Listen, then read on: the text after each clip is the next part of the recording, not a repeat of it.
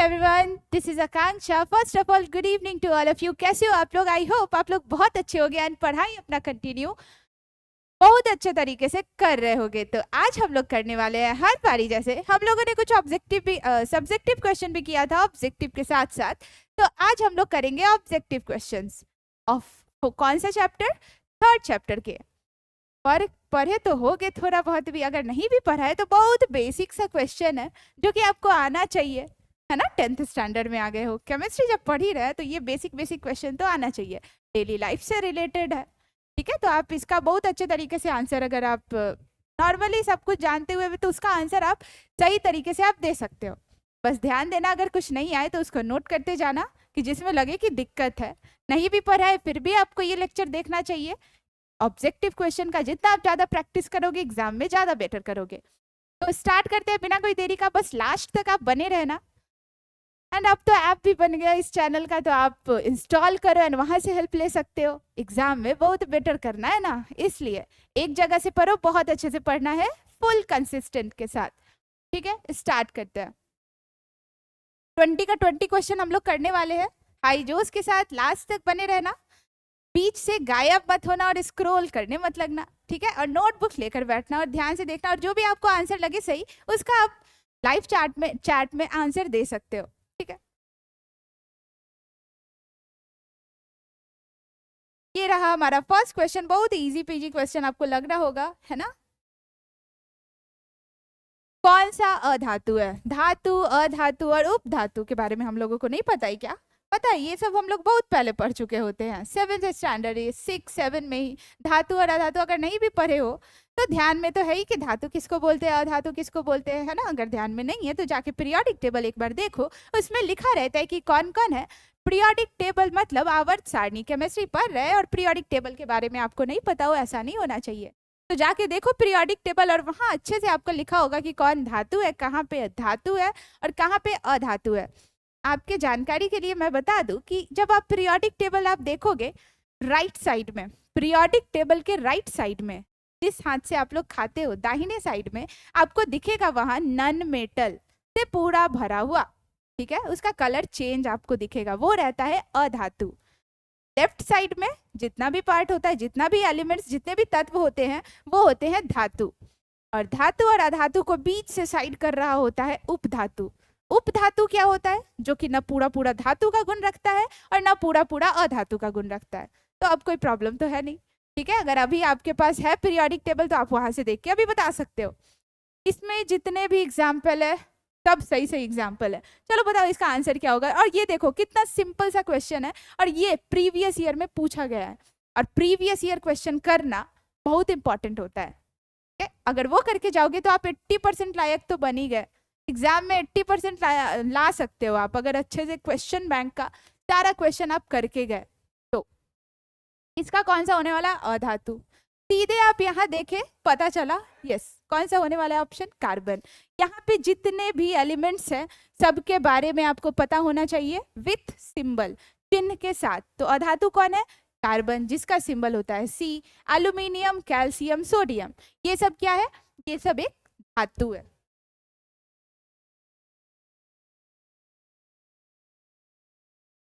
अब देखो ये सेकेंड नंबर क्वेश्चन, ये भी लग रहा है इजी पीजी क्वेश्चन। ये उपधातु है। जब आप पीरियोडिक टेबल खोलोगे ना तो उसमें आपको दिखेगा ये कलर चेंज, जो धातु और अधातु को अलग कर रहा होगा, उपधातु। और उपधातु के कुछ कुछ नाम जो है ना, कुछ ही उपधातु है, वो सारे का आप नाम एक बारी से याद कर लो, ठीक है। पूछ लेता एग्जाम में डायरेक्टली, देखो यहाँ भी पूछा गया है कौन सा उपधातु है, तो पता रहेगा तब ना, ठीक है। धातु अधातु पता है तो हम उपधातु बता सकते हैं। अगर एग्जाम्पल बोले आपको लिखने तब तो आप कैसे लिखोगे? याद रहेगा तो ना। तो आप कुछ कुछ एलिमेंट्स याद कर लो कि ये इसको इसको उपधातु बोलते हैं, इसका सिंबल ये होता है। जिंक मेटल है, ये भी मेटल है। जर्मेनियम आया, ये है क्या? उपधातु है, जिसको उपधातु को क्या बोलते हैं इंग्लिश में? मेटलोइड्स, जो कि ना पूरा पूरा धातु का गुण रखता है और ना ही पूरा पूरा अधातु का गुण रखता है।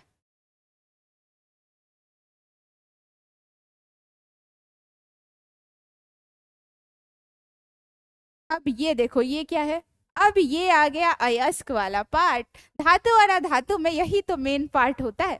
पहले तो हम लोग स्टार्ट करते हैं जैसे ही धातु और अधातु, तब हम लोग क्या देख रहे होते हैं, धातु के गुण देख रहे होते हैं, रासायनिक गुण और भौतिक गुण। अधातु के भी सेम ही चीज देख रहे होते हैं, केमिस्ट्री वाला ही चीज चलते रहता है। उसके बाद जब हम लोग बढ़ते हैं आगे, जब पूरा और का पार्ट पढ़ते हैं कि धातु असल में मिलता कैसे है, कैसे कैसे हम लोगों को प्राप्त होता है।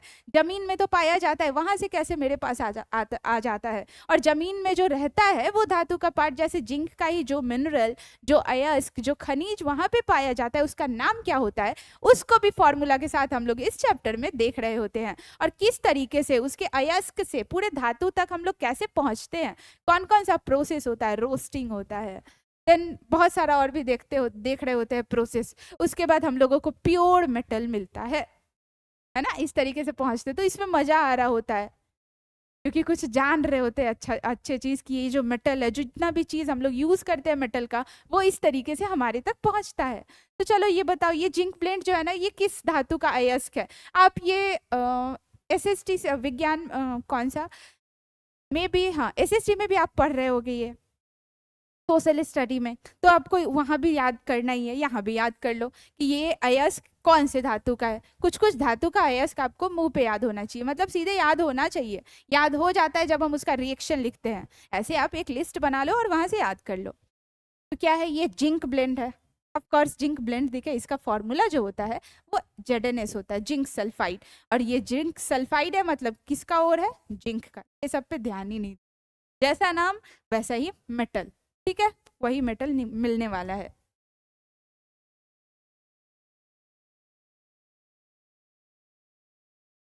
अब ये देखो जल्दी से, इसमें क्या बोल रहा है।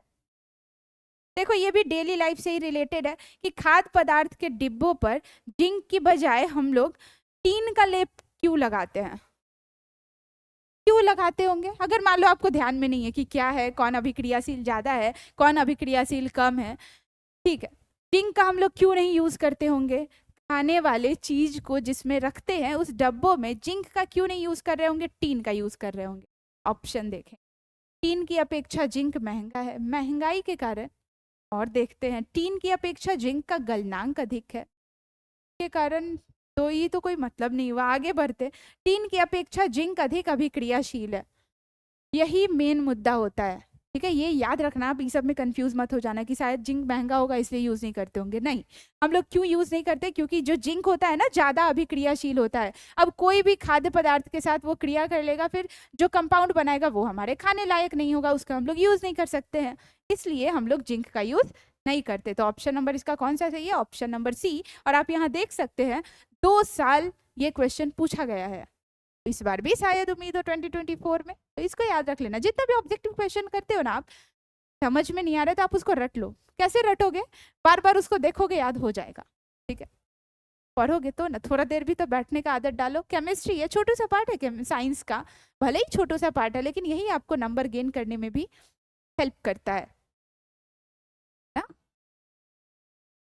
हर एक सब्जेक्ट को इक्वल वैल्यू से देखना चाहिए, हर एक सब्जेक्ट सेम मार्क्स का होता है। कौन विद्युत का सर्वोत्तम सुचालक है, इसमें बच्चे कंफ्यूज हो सकते हैं क्योंकि यहाँ पे जितने भी दिख रहे हैं सारे मेटल है।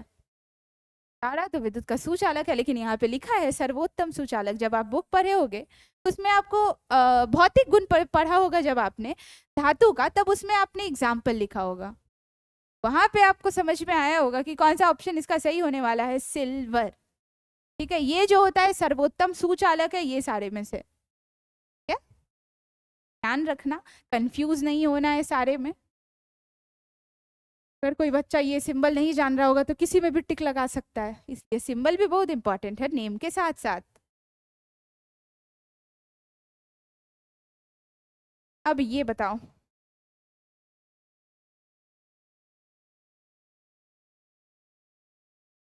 निम्नांकित में कौन उपधातु है, सेम ही है, बस उसमें जर्मेनियम था, जीई से जर्मेनियम होता है। अब इसमें बताओ इसमें कौन सा है, एफई। एफई तो सीधे दिख रहा है, नहीं, एफई मेटल है।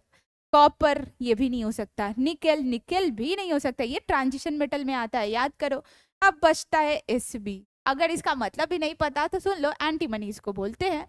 और ये होता है उपधातु, जो कि मेटल और नॉन मेटल को साइड कर रहा होता है। और ये दोनों में से किसी को, कोई भी गुण को, मतलब पूरा पूरा ना धातु है ना पूरा पूरा अधातु है, तो है क्या, उपधातु है। ये भी देखो क्वेश्चन 2 साल पूछा गया है, 16 में भी और 21 में भी। अब 7 नंबर बताओ कि ये हमारा जो पीतल है ये क्या है। ये भी ईयर देखो कौन कौन सा ईयर में, यहाँ सारे ईयर लिखे हैं।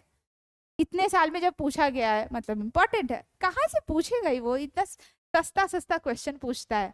ऑब्जेक्टिव में इतना सारा ऑब्जेक्टिव रहता है, अगर हम ऑब्जेक्टिव ही अच्छे से क्लियर करके आए तो एग्जाम में बस पास मार्क्स तो लाना तो बनता है।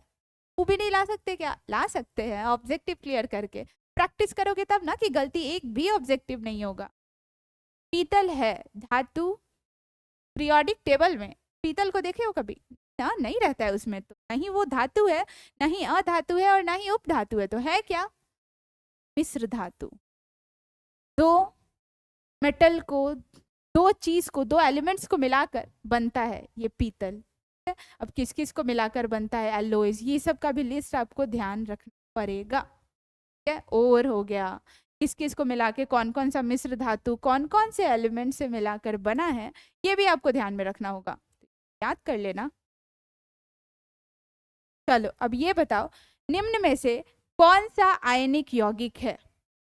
ये भी देखो प्रीवियस ईयर में पहले वाले 15 में 2015 में ये पूछा गया है क्वेश्चन। तो आयनिक यौगिक आपको बोला गया है कि कौन सा है, तो आयनिक यौगिक आपको समझना होगा पहले कि है क्या। जब तक आयनिक यौगिक नहीं होगा पता तो आप कैसे बता सकते हो कि कौन सा आयनिक यौगिक है। तो यौगिक के बारे में ही, कौन सा आयनिक यौगिक किसको बोलते हैं, नेम से ही आपको पता लग रहा होगा कि कोई आयन होगा, उस वो दो यौगिक बना रहा होगा। आयन मतलब तो अब आप समझ रहे होगे, धातु और अधातु चैप्टर आपने पढ़ा होगा, तब आप देख रहे होगे उसमें कि आयन किसको बोलते हैं। आयन कौन बनाता है? जो इलेक्ट्रॉन लॉस करता है, किसी को देता है या किसी से लेता है, तब वो आयन बना रहा होता है। धातु जो होता है, धातु किसी को दे रहा होता है अपना इलेक्ट्रॉन, इसलिए वो क्या बनाता है? धनायन। वो अमीर फैमिली से बिलोंग करता है, यही पढ़ रहे होते हैं ना हम लोग। अधातु जो होता है, अधातु गरीब फैमिली से बिलोंग करता है और वो किसी से इलेक्ट्रॉन लेता है, उसको नीड होता है, इलेक्ट्रॉन का जरूरत होता है, इसलिए उस पे ऋणायन होता है, वो ऋणायन कहलाता है अधातु। पता है यहाँ पे क्या बोला? आयनिक यौगिक। तो आयनिक यौगिक किसके किसके बीच बनेगा? ऑफ कोर्स धातु और अधातु के बीच में प्लस माइनस चार्ज जब गया तभी तो बनाएगा ना आयनिक यौगिक। ऐसा ही हम लोगों ने पढ़ा है कि जब धातु और अधातु आपस में मिलकर कोई यौगिक बनाते हैं तो उसको आयनिक यौगिक बोलते हैं और वहां पे आयनिक बंध बन रहे होते हैं। और जो नन मेटल अधातु और अधातु के बीच जो रिएक्शन होकर बॉन्ड बनता है नन मेटल और नन मेटल के बीच, उसको बोलते हैं सहसंयोजी यौगिक, और वहां सहसंयोजी बंध होता है। पढ़े हैं इतना? इलेक्ट्रॉन डॉट स्ट्रक्चर जब बना रहे थे, इलेक्ट्रॉन बिंदु संरचना बना रहे थे, तब आपको बताया गया था, उसमें बताया था मैंने। तो इसमें यहाँ दिख रहा है C और H दोनों है अधातु, तो यहाँ पे आयनिक बॉन्ड होने वाला नहीं। कैल्शियम और क्लोरीन है, ये लग रहा है कि आयनिक बॉन्ड है, क्योंकि एक है धातु और दूसरा है अधातु, दोनों है अधातु, इसमें भी ये दोनों है अधातु। तो कौन सा ऑप्शन सही होने वाला है जिसमें धातु और अधातु है? तो ऑप्शन नंबर बी इसका सही आंसर है। ठीक है, कैसे समझ में आया ना? आयनिक बॉन्ड यौगिक बोले सीधे आपको आयन ध्यान आना चाहिए। आयन ध्यान आया मतलब मेटल और नॉन मेटल। मेटल धातु मतलब धनायन, अधातु मतलब ऋणायन, ये आपको ध्यान में रखना है। मेरे हर एक बात पे आपका ध्यान होना चाहिए, ये नहीं है कि बस लिखा है मेरा ध्यान कुछ और कहीं और है, बोल कहीं सुन कुछ और रहे, दिमाग में कुछ और जा रहा है, नहीं। हर एक जो चीज बोल रहे ना, आपके हर एक वर्ड पे आपका ध्यान होना चाहिए कि क्या बोला जा रहा है और क्या याद करना है। कब होगा? जब आप शांति से एक जगह बैठोगे, 20 क्वेश्चन ही है ना, 15 से 20 मिनट में आपका फिनिश हो जाएगा। तो 20 मिनट आप ध्यान से नहीं बैठ सकते, फोन को सही बड़े स्क्रीन पे ये वीडियो देख नहीं सकते, इतना देर तो टाइम दे सकते हो ना पढ़ने के लिए, बिल्कुल दे सकते हैं। अब ये है हमारा 9th नंबर क्वेश्चन, और यहाँ पूछा जा रहा है कि कौन सा पदार्थ ऑक्सीजन से संयोग नहीं करेगा? कौन सा जो होगा कम अभिक्रियाशील? ऑफ कोर्स हम लोग देख रहे होते हैं। चलो यहाँ बताओ कौन होगा जो, अब यहाँ पे आप ना एक चीज, ठीक है, अभिक्रियाशील हमको नहीं पता, क्रिया कौन, अति अभिक्रियाशील कौन है, मतलब ज्यादा क्रियाशील कौन है, कम क्रियाशील कौन है, ये हमको नहीं पता, ध्यान नहीं है। फिर क्वेश्चन कैसे बनाएंगे? वो हमको याद करके जाना पड़ेगा। बिल्कुल नहीं, आप यहाँ पे ये लॉजिक भी लगा सकते हो। ये है ऑक्सीजन, ऑक्सीजन का ऐड होना कोई भी पदार्थ में मतलब उसका खराब होना। पढ़े है ना अभी तक। जंग लगना में क्या चाहता था? जंग लगना मतलब सोचते थे ओ ऑक्सीजन ऐड हुआ मतलब उसको खुला जगह में छोड़ दिया गया या पानी पड़ा, जंग लग गया, लोहा भी वो खराब हो गया। कौन सा चीज है जो खराब नहीं होता? तांबा भी खराब हो जाता है। तांबा, हाँ चले यहाँ देख लो, तांबा, गोल्ड, सोना ऐसे ही रखा रहता है, वो कभी खराब होता है क्या? अगर प्योर गोल्ड हो तो, सही गोल्ड हो तो खराब होता है? नहीं हो। जिंक, पोटेशियम, ये सारा ऑक्साइड बना लेता है ऑक्सीजन के साथ, लेकिन ये जो होता है सोना, ये रिएक्ट ही नहीं करता ऑक्सीजन के साथ। तो ऑप्शन नंबर बी। अब सिंबल पता रहेगा तब ना, सिंबल का मतलब पता रहेगा तो ना। यहाँ पे ऐसे सिंबल नहीं था, नेम ही लिखा था, मैंने सिंबल करवा दिया। तो अगर मान लो सिंबल भी रहे तो आपको कंफ्यूज नहीं होना है। ये रहा हमारा 10th क्वेश्चन, और ये इसमें किसी को प्रॉब्लम होना नहीं चाहिए क्योंकि ये है बहुत इजी क्वेश्चन, है ना। कि ये हम लोग यूज कर रहे होते हैं, सारे मम्मा लोग भी, सारे जो भी सोना खरीदने जाते हैं उनको पता होगा, या कभी बात बात भी आपस में होता होगा तो वहां आपने सुना होगा ये चीज कि ये जो प्योर गोल्ड है वो कितने कैरेट का है, कितने कैरेट का हो सकता है। तो शुद्ध सोना को किस में व्यक्त किया जाता है? असल में जो सोना होता है ना उसमें मिक्स करा जाता है, या तो कॉपर करे या सिल्वर करे, तो उसका ना कम कैरेट होता है। बताते हैं कितना कैरेट का होता है, पहले ये बताओ शुद्ध सोना कितने कैरेट का होता है? तो ये होता है नहीं 22, नहीं होता है हमारा 24 कैरेट का ना। और कम जैसे उसमें कुछ मिला दिया गया तो उसका कम कैरेट होता है, जैसे 22, 18, ये 18 कैरेट, ये सब इतना कैरेट का होता है। तो ये शुद्ध सोना नहीं होता, इम्प्योर गोल्ड होता है, इम्प्योर गोल्ड होता है। और गोल्ड की शुद्धता को नापते हैं कैरेट में, क्योंकि शुद्ध सोना का कैरेट 24 कैरेट का होना चाहिए। ये सब केमिस्ट्री पढ़ने में बिल्कुल भी आपको नहीं लगना चाहिए कि क्या आप पढ़ रहे हैं, डेली लाइफ से रिलेट करो और पढ़ो। तो ऑप्शन नंबर इसका सी सही है, ध्यान रखना अगर याद नहीं है तो। डेली लाइफ के बारे में हम इतना सारा चीज यूज करते हैं तो हम लोग को जानना बनता तो है कि आखिर में हम यूज क्या कर रहे हैं, कौन अम्ल है कौन क्षार है। मजा आता है पढ़ने में केमिस्ट्री, कभी अच्छे से पढ़ के देखो तब ना। इसको बोरिंग तरीके से पहले से ही आपके दिमाग में बैठा दिया गया है, केमिस्ट्री मतलब बोरिंग सब्जेक्ट, पढ़ने में जिसका मन नहीं लगता है, ऐसा नहीं समझना है। सबको सारे सब्जेक्ट को आप इंटरेस्टिंग तरीके से पढ़ो, उसको देखो उस तरीके से, सारा सब्जेक्ट आपको अच्छा लगेगा। क्योंकि सारे ना अपने लाइफ के बारे में बता रहे होते हैं, उससे रिलेट कर रहे होते हैं, अच्छा चीज जान रहे होते हैं हम लोग, कुछ है क्या। चलो ये देखो और इसका बताओ, कौन सा अधातु कमरे के ताप पर द्रव होता है? एक और चीज मैं बता दूं, इसका आंसर जल्दी से टाइप करो लाइव चैट में, और मेरा बात भी सुनते रहो। क्या बोल रही हूँ मैं कि आपको जो लिखवाया गया है अपवाद, धातु में हो अधातु में हो, जितने भी एलिमेंट्स की कौन सा द्रव फॉर्म में रहता है, कौन सा सॉलिड फॉर्म में रहता है, कौन सा गैसियस फॉर्म में रहता है, कौन धातु कौन अधातु, सुचालक होता है कौन कुचालक होता है, कौन अपवाद है, ये सारा आप एक जगह नोट कर लो, एग्जाम में याद करके जाना, ऑब्जेक्टिव यहीं से बनता है इस चैप्टर से। ठीक है, यहाँ से हो गया, अयस्क से हो गया, कौन क्रियाशील से कमी हो गया, और कहाँ से हो गया, हाँ अयस्क वाले से हो गया, ये सब वाले से हो गया, यहाँ से क्वेश्चन बनता है। तो ये सब थोड़ा पढ़ के जाना है, बिल्कुल भी कंफ्यूज मत हो। बार बार प्रैक्टिस करोगे एक ही सेम क्वेश्चन का, याद नहीं हो जाएगा। इस तरीके से अभी बार बार पापा पापा बोलते बोलते एकदम पापा ही मुंह से निकलता है पापा को देखकर, वैसे ही इस क्वेश्चन को देखते देखते इसका सही आंसर आपसे टिक लगेगा। कब? जब आप ज्यादा प्रैक्टिस करोगे। कौन सा अधातु कमरे के ताप, यहाँ फर्स्ट अधातु बोल रहा है, ठीक है, तो पारा देखकर कंफ्यूज नहीं होना है। अधातु बोले और कमरे के ताप पर द्रव्य, मतलब हमारे सामने आना चाहिए ब्रोमीन, ब्रोमीन अधातु है और यहाँ पे कोई भी अधातु नहीं दिख रहा, तो पारा देख के कंफ्यूज नहीं होना है, और यहाँ अधातु लिखा है क्योंकि, ठीक है। सारे चीज हम लोगों को ध्यान में रखना है, ऑब्जेक्टिव एकदम बैलेंस दिमाग से बनाना है। ये नहीं कि मेरा दिमाग भटक रहा है उधर है और हम यहाँ सॉल्व कर रहे हैं, ऐसा नहीं, फिर गड़बड़ हो जाएगा। कभी नहीं नहीं कहीं रहता है ना नहीं लिखा हुआ, उसमें भी कंफ्यूज हो जाते हैं बच्चे, अक्सर गलती करके चले आते हैं।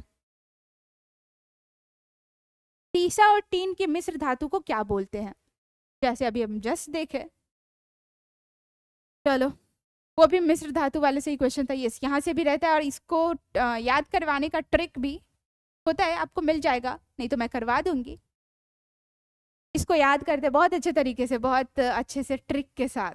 चलो ये बताओ, सीसा और टीन दोनों का आपको पता होना चाहिए क्या सिंबल, और ये दोनों को मिलाकर कौन सा मिश्र धातु बनाते हैं? तो ऑप्शन नंबर हमारा होने वाला है सोल्डर। ठीक है, सोल्डर बनता है सीसा और टीन को मिक्स कर।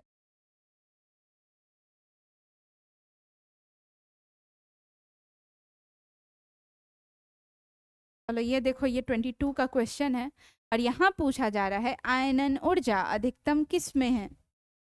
सारे हैलोजन कंपाउंड नीचे दिए हैं। हैलोजन मतलब 17th समूह का 17वें समूह का तत्व का नाम यहाँ लिखा है। अब इसमें से कौन सबसे ज्यादा अधिक आयनन ऊर्जा रखता है, तो आपको याद रखना होगा जो सबसे ऊपर आता है वो सबसे अधिक आयनन ऊर्जा रखता है। ठीक है, मतलब कौन? फ्लोरीन। हैलोजन में सबसे ऊपर कौन आता है? फ्लोरीन। उसके बाद ही आता है, याद है ना, फिर कल बाहर आई आंटी वाली ट्रिक से हैलोजन कंपाउंड याद करते हैं उसी तरीके से। तो कौन सा हो गया? फ्लोरीन इसका हो गया करेक्ट आंसर, जो कि सबसे अधिकतम आयनन ऊर्जा जिसका होता है।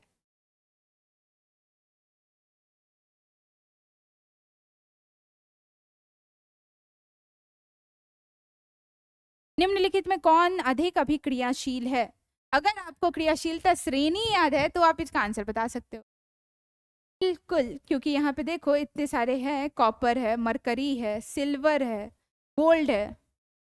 से ऊपर इस वाले में से सबसे ऊपर कौन सा था? कौन सा देख रहे थे? याद करो, कॉपर था।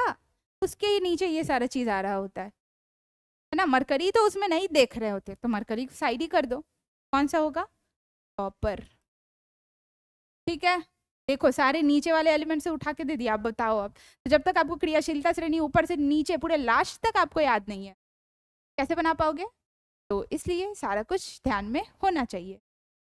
तो आप जितना ज्यादा प्रैक्टिस करोगे, क्वेश्चन सॉल्व करोगे, उतना ज्यादा होगा। आप सिलेबस कंप्लीट करने के पीछे मत भागो। क्वेश्चन क्वेश्चन कितना ज्यादा सॉल्व कर पा रहे हैं, रोज कम से कम 10 से 20 क्वेश्चन कोई भी बुक से, है ना, बहुत सारा बुक है, बहुत सारा सब्जेक्ट आपको पढ़ना है, कोई भी बुक से आप 10-20 क्वेश्चन बना डालो। नया नया क्वेश्चन, पुराना है तो रिवाइज कर लो, बनाए हुए है तो।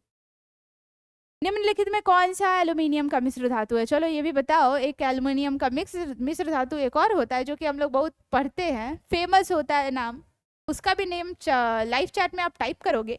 और इसका भी बताओ क्या होता है। यहाँ पे कौन सा ऑप्शन सही होने वाला है? जर्मन सिल्वर, पीतल, कांसा और क्या है, मैग्नीलियम।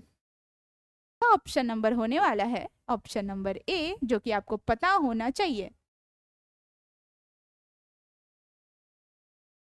एल्यूमिनियम का एक मिश्र धातु मैग्नीलियम भी है। ओह सॉरी, यहाँ पे मिश्र धातु बोल रहे हैं, हम जो बोल रहे थे आपको लिखने अयस्क बोल रहे थे। एल्यूमिनियम का कौन सा फेमस अयस्क है? अयस्क का नाम लिखो जल्दी से, लाइव चैट में टाइप करो। ये तो एल्यूमिनियम का मिश्र धातु हुआ ना, मैग्नीलियम।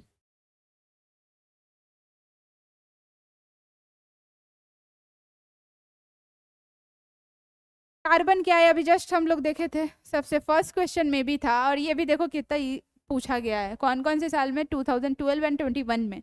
तो धातु, अधातु, उपधातु और कोई नहीं। आपको यहाँ ध्यान से देख रहे होगे कि पीरियोडिक टेबल में जब राइट साइड देखते हैं तो वहाँ पे कार्बन दिखता है, और राइट साइड में होता है हमारा अधातु। तो ऑप्शन नंबर इसका होने वाला है B, correct answer.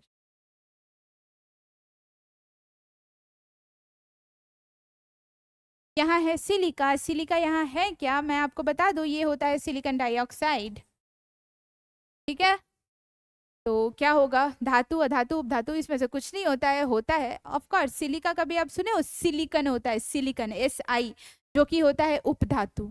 Silicon, silica, confuse नहीं होना इस दोनों नेम में। सिलिका अलग है, सिलिकन अलग है। सिलिकन का सिंबल होता है SI, और ये होता है सिलिकन का ऑक्साइड, सिलिका जिसको बोलते हैं। तो इसमें से, इस तीनों में से तो कोई है नहीं, ऑप्शन नंबर डी इसका सही आंसर है।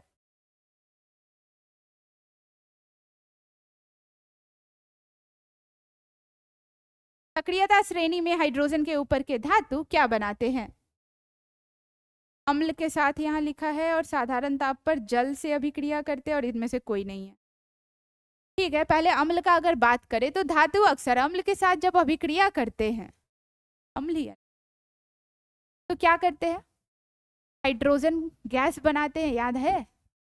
हमेशा से क्वेश्चन अभी तक करते आए हैं, फर्स्ट चैप्टर में भी करे होंगे, सेकंड चैप्टर में भी हम लोगों ने करा ही होगा कि कोई भी धातु का देखते थे HCl के साथ रिएक्शन तो कौन सा गैस निकलता था, और उस गैस का पता कैसे करते थे, पॉप टेस्ट से, तो हाइड्रोजन गैस निकलता था। तो यहाँ से देखोगे ना जवाब तो आपको सीधे दिख रहा होगा ऑप्शन नंबर बी, हम लोग से अभिक्रिया कर हाइड्रोजन गैस बनाते हैं, नॉट हाइड्रोजन आयन। ये तो ऑप्शन कौन सा सही हो गया, ऑप्शन नंबर बी।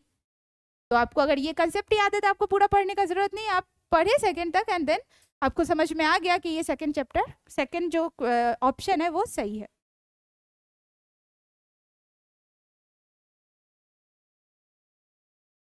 ये बताओ, उच्च विद्युत धनात्मकता के कारण धातु के परमाणु बनाते हैं, अभी जस्ट मैंने बताया था थोड़ी देर पहले कि धातु जो होते हैं धनायन बनाते हैं या ऋण आयन, वो इलेक्ट्रॉन लॉस करते हैं या इलेक्ट्रॉन गेन करते हैं। तो धातु होता है अमीर फैमिली से, तो इलेक्ट्रॉन का क्या करता है, लॉस करता है, इलेक्ट्रॉन किसी को देता है, बांटता है। जब बांटेगा तो होगा अमीर फैमिली से, और अमीर फैमिली से होगा तो होगा धनायन। तो यहाँ क्या दिखा आपको, सबसे ऊपर आपको दिखा ऑप्शन नंबर ए, मतलब हमारा ऑप्शन नंबर ए इसका सही है। तो इस तरीके से आपको क्वेश्चन पढ़ना है, कंसेप्ट ध्यान में रखना है और सॉल्व करना है, टिक करना है। मैथ्स तो है नहीं कि सॉल्व करना है।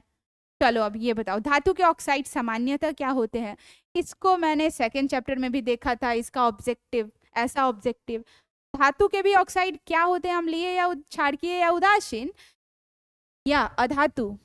अब अपवाद वाले को छोड़कर अधातु के भी ऑक्साइड क्या होते हैं, ये दोनों आपको पता होना चाहिए, इसमें बिल्कुल भी कंफ्यूज नहीं है।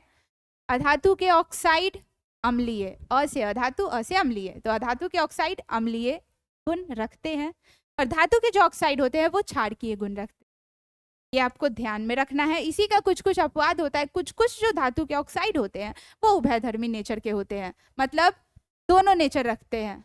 तो उसके लिए नहीं बोल रहा है, सारे जनरल पूछ रहा है, सामान्यतः ये ध्यान में रखेंगे तो आपको इसमें कंफ्यूज नहीं होना है। ऑप्शन नंबर इसका बी है सही आंसर। अब आप जल्दी से अपना मार्क्स टाइप करो और बताओ कि कितना आया, 20 आउट ऑफ 20 आप कितना गेन कर पाए यहाँ से।